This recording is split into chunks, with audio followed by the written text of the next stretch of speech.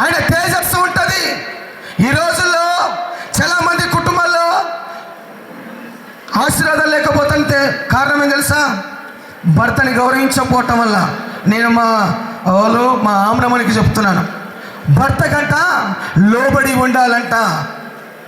ఈరోజు నీ ఇష్టానుసారంగా ఇన్ని రోజులు నీ తల్లిదండ్రుల కన్నా బతికినావు, నీ ఇష్టం వచ్చినట్టు ఉన్నావు.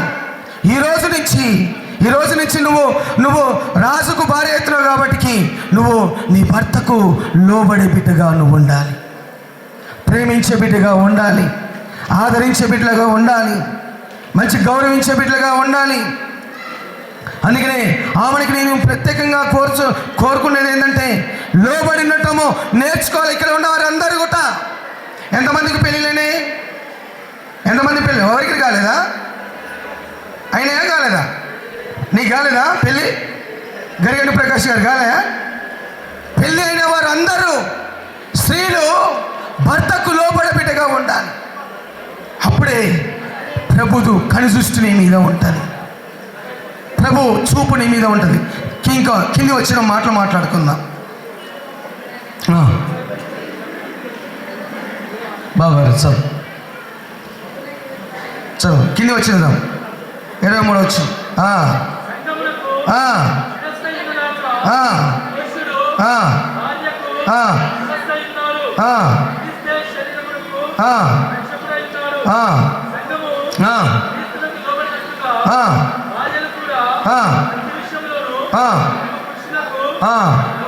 హల్లెలూయా. ప్రతి పురుషునికి భార్య లోబడవలనని బైబిల్ గ్రంథంలో స్పష్టంగా రాబడ్డది.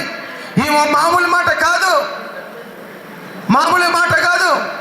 బైబిల్లో ఎంత చక్కగా దేవాతి దేవుడు రాసిన అంటే నీ పురుషునికి లోబడి ఉండటము నేర్చుకోవాలని అది దేవుని వాక్యంలో రాయబడినది. స్త్రీలు కూడా లోబడి ఉండటం అంటే, చాలామంది లోబడి ఉన్న పురుషులు చాలామంది కోపగస్తులు ఉంటారు. వానికి ముక్కు మీదనే ఉండే కోపం, చాలామందికి ముక్కు మీద ఉండే కోపం. భార్య మీద కోపడటం కాదు, బలీనమైన ఘట్టమని నువ్వు ఎంచి ఎట్లా? ఘటం అంటే ఏం తెలుసా? కుండ నీళ్ళు మోసుకొని వస్తావు, కుండని నిమ్మలంగా పెడతావా, తప్పుకుని పడేస్తావా? నిమ్మలంగా పెట్టాలి. నువ్వు రాజు తమ్ముడు, నేనేం చెప్తున్నంటే నీ భార్యని ఎట్లా ఒక ఘట్టంలాగా ఎంచుకోవాలి. ఒక ఘట్టంలాగా ఎంచుకొని నువ్వు ప్రేమించే కుమారుడిగా నువ్వు ఉండాలి. ఆమె నీకు లోబడాలి. నీ భార్య నిన్ను ప్రేమించే బిడ్డగా నువ్వు ఉండాలి. నువ్వు నీ భార్యను ప్రేమించే బిడ్డగా ఉండాలి. అందుకనే దేవుని బిడ్డలారా, మీకందరికీ ప్రభునామాన్ని బట్టి నేను ఒకటే మాట చెప్తున్నాను. లోబడ్డ కుటుంబాలు, నా కుటుంబం గురించి చెప్తున్నాను. నేనండి ప్రభులకు రానప్పుడు ప్రభులకు రానప్పుడు, ప్రభుని తెలుసుకున్నప్పుడు, ప్రభుని ఎరగనప్పుడు నా కుటుంబంలో ఎన్నో శోధనలు, భయంకరమైన శోధనలు, భయంకరమైన ఇబ్బందులు, భయంకరమైన వేదనలు, ఒకసారి చనిపోయాలనే స్థితి కూడా వచ్చింది. ఎప్పుడైతే ప్రభుకు లోబడ్డామో, నా భార్య నాకు లోబడదో, నా కుటుంబము దీవించబడది, నా కుటుంబము ఆశ్రయించబడది, నా కుటుంబము దేవుని కృపతోట నింపబడి ఉన్నది. ప్రతి బిడ్డ, ఇక్కడ ఉన్న ప్రతి బిడ్డ కూడా చాలామంది దేవుడి బిడ్డలో ఉన్నారు. ఆ బిడ్డలో ఉన్న కుటుంబాల్లో ఉన్న ఆనందం వేరు, సంతోషం వేరు, ఆ ప్రేమలు వేరు. లూదియా తన కుటుంబానికి ప్రేమించిందంట. నేను కూడా చెప్తున్నాను, ఈరోజు ఈ నూతన భర్తవారులు కాబోతున్న వీరికి ఏమని చెప్తున్నా తెలుసా? నువ్వు లూదియాలాగా నీ కుటుంబం ఉండాలి. లూదియా ప్రభులో గడిపిన బిడ్డగా ఉంది, దేవుని లోబడ కుటుంబంగా ఉంది, ప్రభుని గౌరవించిన కుటుంబంగా ఉంది, దైవజనులు చెప్పుతున్న మాటలని విన్న కుటుంబంగా లూదియా కుటుంబము ఉంది. నేను కూడా ఈ నూతన దంపతులకు నేను ఏం చెప్తాను తెలుసా? సంఘములో లోబడాలి, దైవజనుడికి లోబడాలి, దైవజనుడిని ప్రేమించాలి. ప్రతి సంఘ కార్యక్రమంలో ముందు వరుసలో మీరు నూతన దంపతులు ఉండాలి. ఈ రోజు నుంచి మీ పరిస్థితులు మారాలి, మీ మాట మారాలి, మీ క్రియ మారాలి, మీ ఆలోచనలు మారాలి, మీ తలంపులు మారాలి. ఎవరికి లోబడాలంట? ప్రభువుకు లోబడే బిడ్డగా మన కుటుంబము ఉండాలని ఇద్దరికి నేను హెచ్చరిస్తున్నాను. వీళ్ళిద్దరికీ నేను ప్రత్యేకంగా కోరుచున్నాను.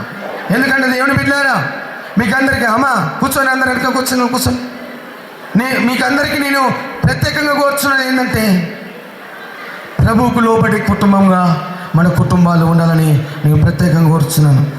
కింది వచ్చిన బాగారు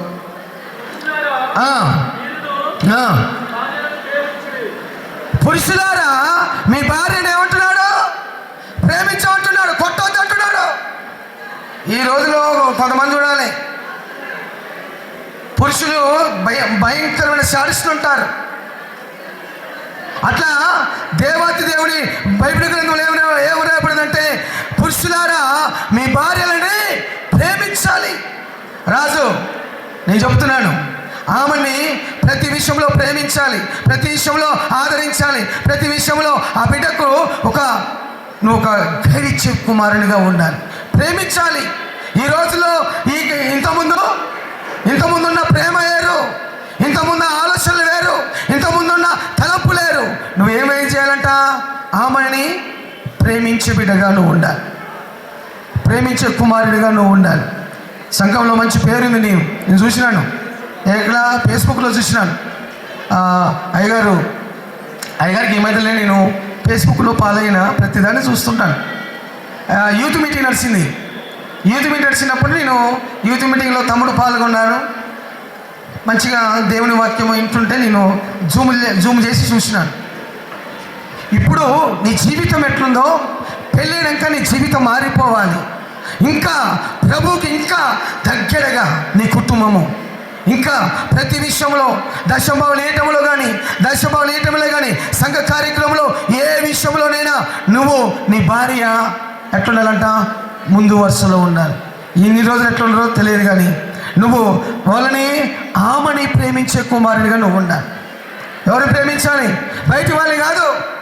ఈరోజు భార్యలు ప్రేమించేవారు తక్కువైపోయినారు. బయటి పోట్లు ఎక్కువైపోయినాయి. ఏమైపోయినాయి? బయటి పోట్లు ఎక్కువైపోయినాయి. నేనేం చెప్తున్నానంటే దేవుడు నమ్ముకున్న బిడ్డలు, దేవుడు నమ్ముకున్న కుమారులు అయితేనే కుమార్తెలు అయితేంది ఏమైతే ప్రేమించేవారిగా ఉండాలంట, ప్రేమ చూపించేవారిగా ఉండాలంట.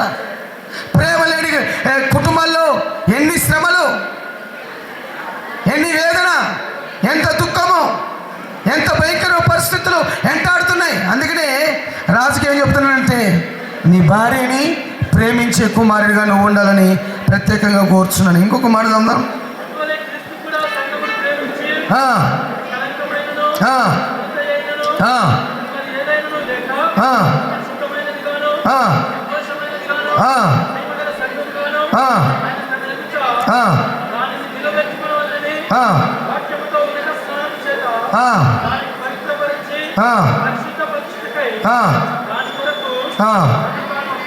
హల్లెలూయా. ఎట్లా ఉండాలంట? పరిశుద్ధంగా ఉండాలి. మనసులో కల్మషం లేని వారిగా మనం ఉండాలి. అందుకే నేను మీ ఇద్దరికి చెప్తున్నాను, పరిశుద్ధంగా జీవించాలి. మనసులో కల్మషం లేకుండా మీరు జీవించి మీ కుటుంబాన్ని ప్రభు దృష్టిలో ఒక ఘనమైన కుటుంబంగా మీ కుటుంబం ఉండాలని నేను ప్రత్యేకంగా కోరుతున్నాను. ఈ సమయం ఇచ్చిన దైవజనులకు ప్రత్యేకమైన వందనాలు చెల్లిస్తున్నాం. గనులు గొప్పవారు ఆంధ్రసాయి గారి సన్నిధిలోకి ఇక్కడ పెద్దవారి మధ్యలో నిలబడి దేవుడి వాక్యం పంచుకోవటం కూడా ఎంతో ధన్యతగాను ఫీల్ అవుతున్నాను. థ్యాంక్ యూ అయ్యగారు, థ్యాంక్ యూ సో మచ్. మంచి వాక్య భాగాన్ని మీరు వివరించారు. ఈ యొక్క చివరి అంశంలోకి మనం వచ్చాం. ఈ యొక్క మ్యారేజ్ జరిపించడానికి మన మధ్యలో రెవరెండ్ ఆండ్రూ చంద్రయ్య గారు ఉన్నారు. ఈ యొక్క సమయాన్ని దైవ సేవకులకు అప్పగిస్తున్నాం.